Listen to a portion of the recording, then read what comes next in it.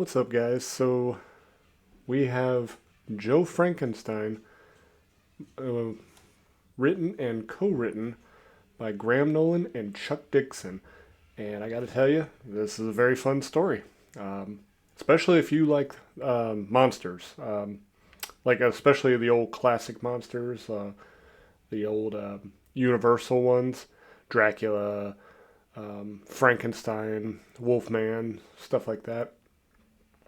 Um, then you're really gonna like this one. Um, this is this was my first introduction into Compass Comics, Graham Nolan's company, and since then I have gotten every one of his books. Um, it all started with this. I do have the second one as well, and I am eagerly waiting for the third one. So if that gives you any indication as to how I feel about this book to begin with. So let me just get right into the story. Let's see what we got. What's what am I yammering on about? So from the start, we have a story of how the monster was created, and it basically follows. If you know the story of Frankenstein, then you know he gets created, um, and then as far as the bride of Frankenstein, he wanted a companion, so Victor Frankenstein created the bride, and you know the famous scene where she's like ah, so she she denies him. The monster, being filled with rage, kills Victor. Uh, and now here's where some deviation starts to happen. So he goes to kill. He kills like villagers and stuff like that, but then he goes to kill the wife, and he is unable to do that, seeing that she is pregnant, and rather, the monster pities the unborn child, and he then goes to take refuge with Father Michael, and he then learns about God, love, and forgiveness. And then he now he now feels guilty for killing Victor and leaving um, his son fatherless. And so to repent for the sins that he has done, he vows to watch over Henry, the son, and any offspring throughout the Frankenstein lineage. We see he is an immortal, and throughout the years he gains wealth and creates the Lazarus um, company.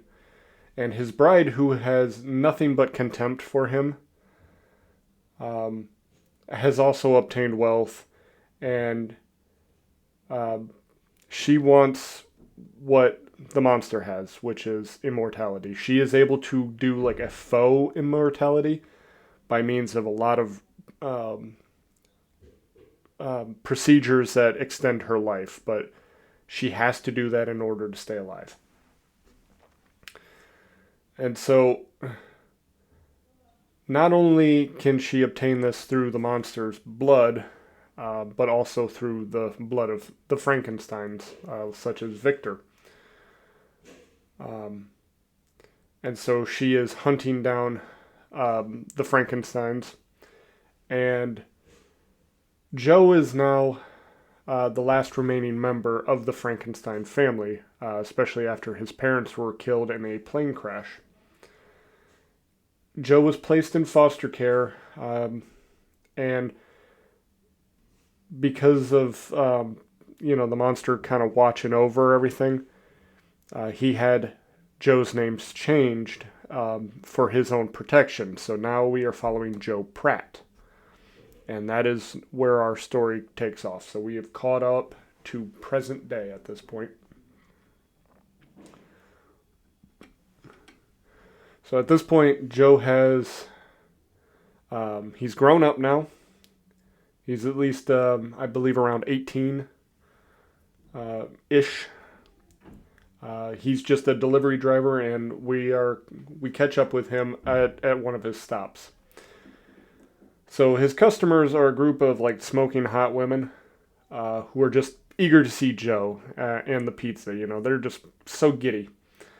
They direct him to put the pizza in the kitchen, and I just want to take a quick moment to kind of note as he's passing by, they're already holding their nose. That's kind of odd, right?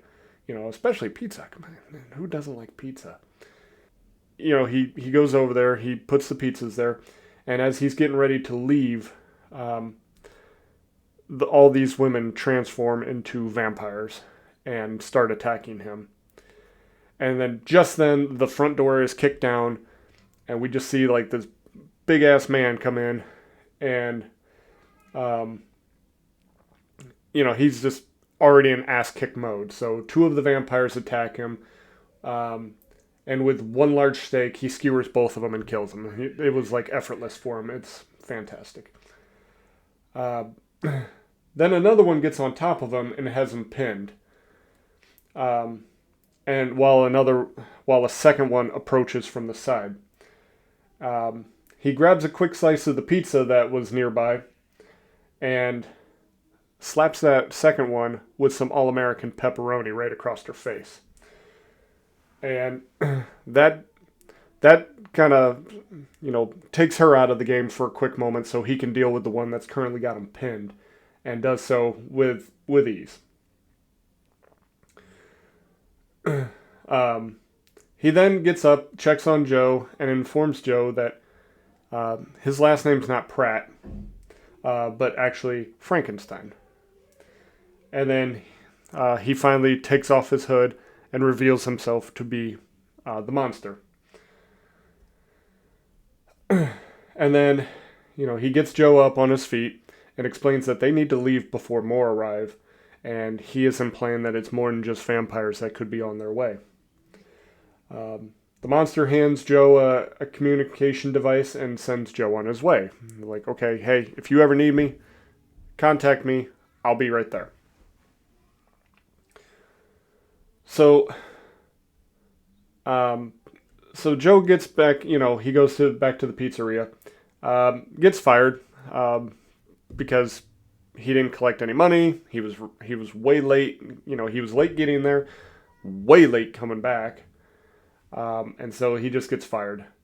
So then he heads over to his girlfriend Sky's house, and they end up getting in a fight because, you know, they were supposed to go on a date, and then, you know, in lieu of all the events here, he's not really feeling up to it. So you know, he doesn't tell her this, but she's disappointed. She thought they were going out, so they get into a fight, and then she basically kicks him out and sends him on his way, and he goes back to his home, and then just turns in for bed. You know, he's like, "Fuck, I've had enough of today." Understandably so. Meanwhile, the vampire that was smacked by the all-American pepperoni had managed to escape and get to a phone, and she relayed all the night's events, and mentioned that the monster had gotten involved, and also noted Joe relayed all this information to the bride. You know, so just recapping everything for her. And of course, that's going to escalate things because both of these individuals mean a lot to the bride. The next morning, Joe is woken up by his little brother, and unsure whether or not last night was a dream. You know, the device that he was given, he presses it, and lo and behold, the monster's there, and just wants to know, hey, you good? You all good? And he carries on with the rest of his day until leaving. He finds a man named Finnabar standing outside a limo waiting for him. He then opens the door, and voila, there's the monster there. And so, you know, Joe gets in the limo, of course, and they drive out to a grain elevator out at Lake Erie, which is more property that the monster owns. He then uh, tells Joe about his heritage and that he's in danger. And now, from here on, I'm going to refer to the monster as opposed to that. I'm going to call him the creation because that is what he tells Joe he prefers.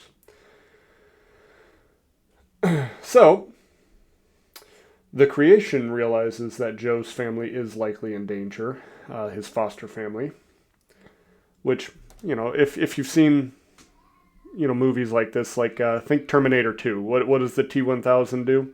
It goes over to the foster parents and kills them. So, you know, likely scenario, right? So, and we do see that his instincts are correct. Um, and they need to speed back to help save, or just even help them. Um, so then they get on the snowmobiles and out they go, back over to Joe's place.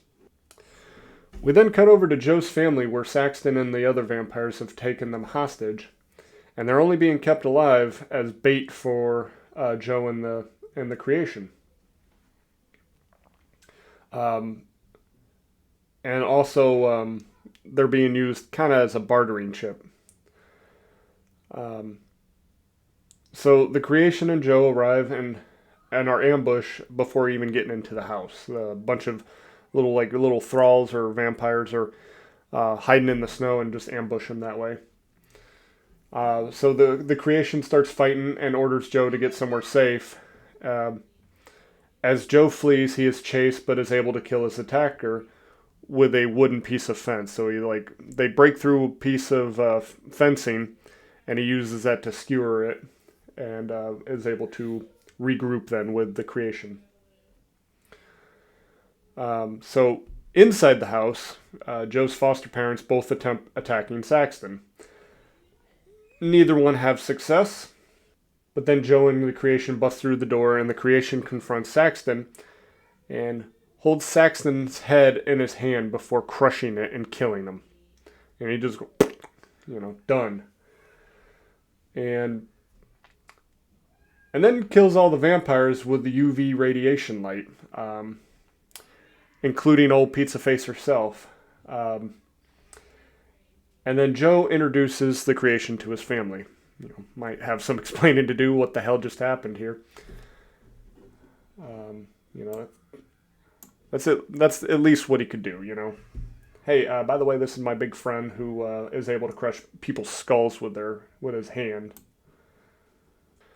Meanwhile, in a lab, Saxton awakes again, and you're like, wait, I just watched this dude get his fucking head just squashed with ease. Well, we find out that Saxton has many clones. And the original one that we just saw was probably a clone of himself, from what information we've gathered here. But the cool thing about this is he still is retaining all the information from the previous Saxton. So then he informs the bride that not only did they fail, but the monster got in the way. Now this enrages her so bad. It pisses her off to the point where she strangles Saxton, pulls him off of the gurney or the bed or whatever he's on there, and then she just stomps him out and kills him again. So the bride's got a bit of a temper, it seems.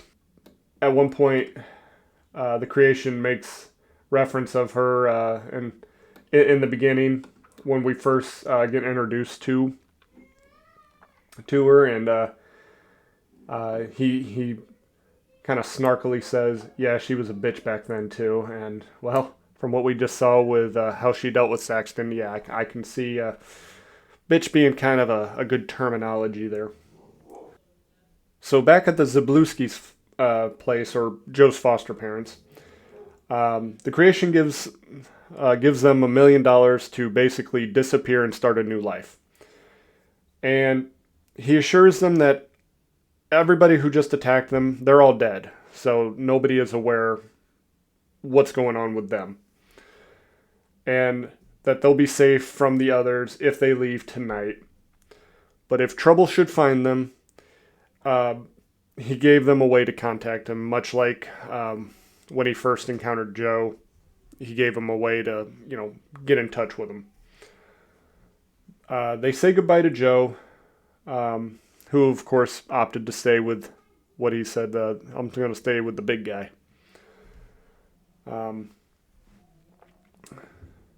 so then they tell Finnebar, hey, let's go out to the silo, so Joe can meet Igor. We find Igor is not a person, but rather a supercomputer, which stands for Intelligence Gathering for Offensive Response. It is connected to all databases on Earth and is manned by Enoch, who also designs all of the tech for the creation. So we see like one weak area that they didn't cover up when trying to clean up all like loose ends that may tie him back to anybody back to Joe, and that's his girlfriend Sky. And then obviously Joe wants to go check on her and get her to safety, much like his foster family. So then we cut over to Sky's family's house, and we see it's completely engulfed in flame. And the fireman speaks with him and says, yeah, both occupants were home and died. But that was the parents, not Sky. So, against the creation's advice, they set out to rescue Sky.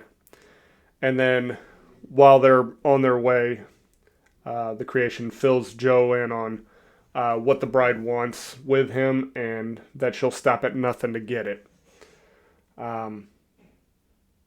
We also learn that she's not top dog, the bride, that is. There's somebody that even she answers to. Our story ends with Joe and the creation on a plane towards an obvious trap to help Sky escape a fate that she doesn't need to endure. And that is the end of Joe Frankenstein Part 1. And like I said, this comic is just, it is so much fun. That's in just one word, fun. Like I said, lots of like old monsters, vampires, obviously the Frankenstein monster. I enjoy a lot of the humor within it too. So, for example, when they go to meet Igor, when they come across Enoch, Joe automatically just thinks, "Oh, you must be Igor," and Enoch goes, "No, no," like he's kind of snarky about it, and I really enjoyed that too. And just some of the creative ways that the creation dealt with some of the vampires, like he got put on his back, he's getting teamed up on, and he distracts one using some of the garlic from that slice of pizza. I thought was a fun way, and that was enough for that chick to like retreat so he could at least deal with the other one. So oh God, I can't recommend this one enough. This is definitely up there for ones that I really enjoy. So I just want to touch on some of the main characters. So the monster, the creation. You guys know the story, I'm sure, even if you've never seen the book or seen the movies, read the book, anything. Created by Victor Frankenstein, and he kills Victor, kills a lot of the villagers, but here he spares his wife and unborn child, and vows to protect everybody, and creates himself a nice bit of wealth and stuff like that, so he can do all sorts of cool stuff and basically go out and kill monsters, and hunt down all these evil beasts that are trying to kill off the Frankenstein name. So the bride, also created by Victor, feels just just hatred towards the creation and just wants to kill him. And also captured Joe. So then, speaking of, Joe Pratt / Frankenstein, the last remaining member of the Frankenstein family.